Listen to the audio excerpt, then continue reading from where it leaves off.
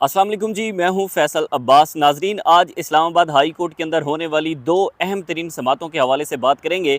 सबसे पहले जो ऑडियो लीक्स का केस था, जिसमें बुशरा बीबी और उनके जो वकील हैं लतीफ़ खोसा, उनकी एक ऑडियो लीक हुई थी। उसके बाद उसको चैलेंज किया गया था इस्लामाबाद हाई कोर्ट में, जिसमें जस्टिस बाबर सत्तार ने इस केस की समाअत की थी और जस्टिस बाबर सत्तार ने DGISI से रिपोर्ट तलब करने का भी कहा था कि DGISI से पूछा जाए कि ऑडियो लीक कौन करता है। उसके बाद पैमरा को भी जो है वो इसमें नोटिस किया गया था कि पैमरा बताए कि जो ऑडियो लीक होती है, किसी की ऑडियो अगर रिकॉर्ड की जाती है, तो इस हवाले से कानून क्या कहता है कि आपके तमाम टीवी चैनल्स उसको नशर करते हैं।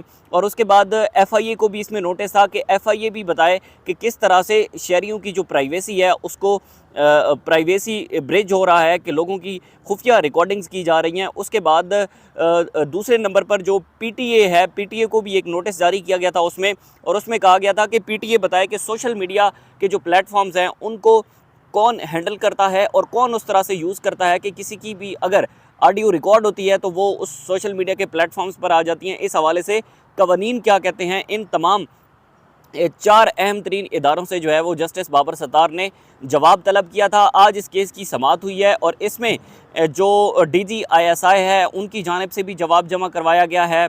पैमरा के जो वकील थे वो भी आज अदालत में पेश हुए हैं, और फिर उसके बाद वज़ीर-ए-आज़म हाउस से भी एक रिपोर्ट आज अदालत में जमा करवाई गई है अटारनी जनरल मंसूर अवान की जानिब से।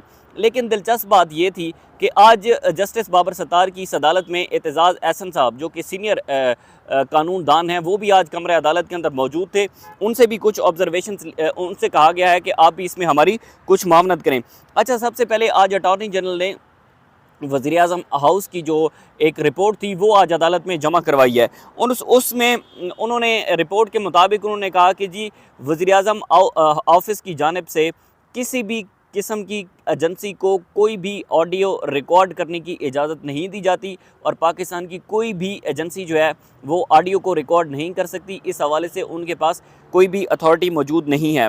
उसके बाद इस मज़ीद इस रिपोर्ट के अंदर लिखा गया कि वज़ीर-ए-आज़म ऑफ़िस की पोजीशन है कि ISI, FIA और IB को इजाज़त नहीं कि वो किसी की भी ऑडियो को रिकॉर्ड करे।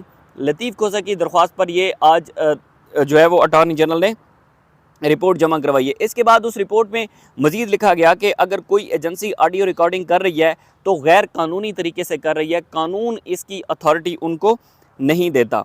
इसके बाद अटॉर्नी जनरल ने कहा कि ISI की रिपोर्ट के मुताबिक जो ISI से जस्टिस बाबर सत्तार ने जवाब तलब किया था वो आज अटॉर्नी जनरल की जानिब से जवाब अदालत में दिया गया है।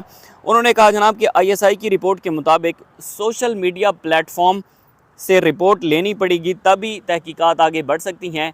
यानी कि ISI के पास ऐसा उन्होंने कहा कि ISI के पास ऐसा मैकेनिज़्म ही मौजूद नहीं है जो कि इस बात को आइडेंटिफाई कर सके कि जो सोशल मीडिया पर अगर किसी की ऑडियो रिकॉर्ड करके उसको फैलाया जाता है या उसको नेशनल मीडिया चलाता है, तो ISI के पास कोई ऐसा मैकेनिज़्म मौजूद ही नहीं है। और उसके बाद उन्होंने कहा कि ऑडियो कहाँ से लीक हुई, इसके सोर्स का पता नहीं लगा सकती, आप ये कह रहे हैं। तो उन्होंने कहा बिल्कुल जी, अभी तक जो ISI ने जवाब दिया है उसके मुताबिक ऑडियो सोर्स का जो है वो उनको अभी तक पता नहीं चला सकती। अच्छा, इस पर जो पैमरा के वकील हैं, पैमरा से क्योंकि जवाब तलब किया गया था, वो भी आज अदालत में पेश हुए और उन्होंने कहा कि पैमरा ने उनका जवाब भी बड़ा दिलचस्प था। उन्होंने कहा ऑडियो लीक को कोई भी TV चैनल नशर नहीं कर सकता।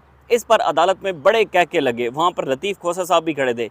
लतीफ़ खोसा साहब ने कहा कि जी, मेरी ऑडियो लीक हुई तो पूरा दिन वो पाकिस्तान के नेशनल चैनल उसे चलाते रहे और पूरा दिन उस पर डिस्कशन होती रही, और सारा दिन मैं ख़बरों में रहा। और आप किस तरह से कह रहे हैं कि पैमरा ने उन्हें इजाज़त नहीं दी, तो फिर सारा दिन TV चैनल्स उसको चला रहे थे, पैमरा उस पर खामोश था।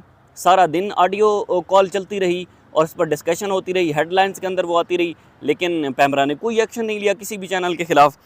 उसके बाद उन्होंने कहा कि पैमरा इस हवाले से क्या एक्शन ले रहा है। जस्टिस बाबर सत्तार ने कहा, उन्होंने कहा पैमरा ने किसी किस्म की कोई हिदायत जारी नहीं की हुई, हमने ये मामला कौंसल ऑफ पाकिस्तान को भेजा है, वो इसको देखकर फैसला करेंगे। सुप्रीम कोर्ट के एक फ़ैसले का उन्होंने इसमें हवाला दिया। इस पर लतीफ़ खोसा ने कहा कि एक मरतबा नहीं, पूरा दिन TV पर मेरी ऑडियो नशर होती रही। जिस पर जस्टिस बाबर सत्तार ने कहा कि पैमरा के जो आइन हैं, पैमरा के जो कानून हैं, क्या वो तहरीरी तौर पर आपने टीवी चैनल्स को भिजवाए हुए हैं कि कौन सी चीज़ें नशर की जा सकती हैं, कौन सी चीज़ें नशर नहीं की जा सकती। तो इस पर उन्होंने, जो पैमरा के आज वकील अदालत में थे, उन्होंने कहा बिल्कुल हमने तहरीरी तौर पर एक लेटर जो है वो लिखा हुआ है। उसके बाद जो एतजाज़ एहसन की जो वहाँ पर मौजूद है, तो लतीफ़ खोसा ने कहा कि यहाँ पर तो नाम लेने पर पाबंदी है, लेकिन सारा दिन मेरी तस्वीर चलाई जाती थी। तो इस पर बाबर सत्तार जो है उन्होंने कहा कि आपकी इलेक्शन कैंपेन हो रही है, इस पर तो आपको खुश होना चाहिए। बहरहाल आज जो अटॉर्नी जनरल हैं, उन्होंने अदालत ने इस्तफ्तार किया कि आप चेक कीजिएगा कि कोई ख़बर थी कि IB को रिकॉर्डिंग की अथॉरिटी दी गई थी, क्या ऐसा कुछ है?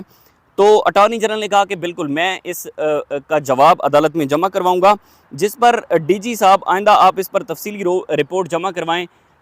जो DG भी आज अदालत में मौजूद थे, जो कि अपना इसके PTA की जानिब से, आज अथॉरिटी की जानिब से आए हुए थे। इस पर जस्टिस बाबर सत्तार ने कहा कि अगर हुकूमत ने नहीं बताना तो फिर हम नेशनल और इंटरनेशनल अदालती मुआविन जो है और उनको हम इसमें मुकर्रर करेंगे, और इस केस को कैसे वाइंड अप करना है, इस केस को आगे कैसे बढ़ाना है, इसको हम फिर जो नेशनल और इंटरनेशनल हमारे जो मुआविन वकील होंगे, हम उनसे इस हवाले से भी ताउन जो है वो करेंगे कि वो हमें बताएं कि इस केस को आगे किस तरह से लेके चलना है। इस पर अदालत ने FIA समेत दीगर को दोबारा जवाब जमा करवाने की हिदायत की है कि FIA, पैमरा और वज़ीर-ए-आज़म हाउस, वज़ारत दाखिला, DGI इस पर दोबारा हमें जवाब जमा करवाएं, इस केस को आगे कैसे लेकर चलना है। इस पर जो एतजाज़ एहसन है वो भी आज कमरा अदालत में मौजूद थे, और जस्टिस बाबर सत्तार ने उनसे कहा कि एतजाज़ एहसन साहब, आप सीनियर हैं, आप हमें बता दें कि इस केस को आगे कैसे बढ़ाना है। तो जिस पर एतजाज़ एहसन ने कहा कि बहुत सारे ऐसे आइन और कानून मौजूद हैं, अब तो चारों नुमाइंदे खड़े हैं और चारों नुमाइंदे कहते हैं कि हमने किसी की ऑडियो रिकॉर्ड नहीं की, कोई कानून नहीं कहता, तो फिर ऑडियो रिकॉर्ड कर कौन रहा है? इस पर आज अदालत बड़ी बरहम हुई और अदालत ने कहा कि अगर हुकूमत को इस बात पर जो है वो कुछ समझ नहीं आ रही तो फिर हम ऐसे ही करेंगे कि हम इस केस को मज़ीद ऐसे ही बढ़ाएंगे। अच्छा, दूसरा अहम मामला था इमरान खान की साइफ़र केस में जो 4 दिसंबर का ऑर्डर था, उस दिसंबर के ऑर्डर को कलअदम करार देने के हवाले से एक दरख्वास्त हाई कोर्ट में दी गई थी कि 4 दिसंबर को जो ट्रायल कोर्ट है उसने ये ऑर्डर जारी किया था कि इमरान खान और शाह महमूद कुरैशी पर फ़र्द जुर्म आयद होगी, लेकिन उन्होंने हाई कोर्ट में चैलेंज किया। 12 दिसंबर को फ़र्द जुर्म आयद हो गई। उसके बाद आज इस केस की समाअत हुई है, जिसमें जस्टिस मियां गुल हसन और औरंगज़ेब की अदालत में यह समाअत थी।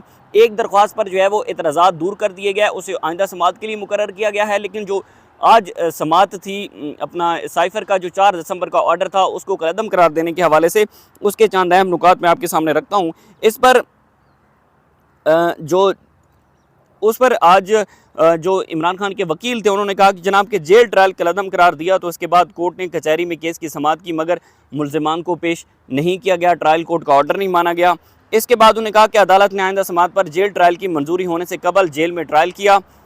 अथॉरिटीज़ ऐसा जिस पर जस्टिस मियां गुल हसन और औरंगज़ेब ने कहा कि अगर आप जेल ट्रायल की बात कर रहे हैं तो अथॉरिटीज़ ऐसा मटीरियल पेश कर सकती हैं जिनकी बुनियाद पर मुल्ज़िमान का जेल ट्रायल किया जा सकता है। ट्रायल कोर्ट के जज कोर्ट को खुद से जेल अहाता में शिफ्ट नहीं कर सकते थे, जिस पर जस्टिस मियां गुल हसन और औरंगज़ेब ने कहा कि additional attorney general Munawar Iqbal Duggal ने साइफ़र केस के जेल ट्रायल का 29 नवंबर का नोटिफिकेशन अदालत में पेश किया है। और जस्टिस मियां गुल हसन और औरंगज़ेब आज अदालत में हमने देखा कि जो इमरान खान के वकील थे उन पर बरहम भी हुआ, और उन्होंने कहा कि आप ट्रायल कोर्ट का जो फैसला था, हाई कोर्ट का जो जेल ट्रायल का फैसला था, उसको आप वेबसाइट पर अपलोड हो चुका है, उसको आप एटलीस्ट पढ़ तो लें। उसमें हाई कोर्ट ने ये जवाब दिया हुआ है कि किस सूरत में और किस सेंस में जेल ट्रायल हो सकता है। बहरहाल इमरान खान की इस दरख्वास्त पर जो है वो 28 दिसंबर तक मुलतवी हुई है समाअत, और अदालत ने नोटिफिकेशन की कॉपी पिटिशनर के वकील जो हैं उनको फराहम करने की भी हिदायत की है।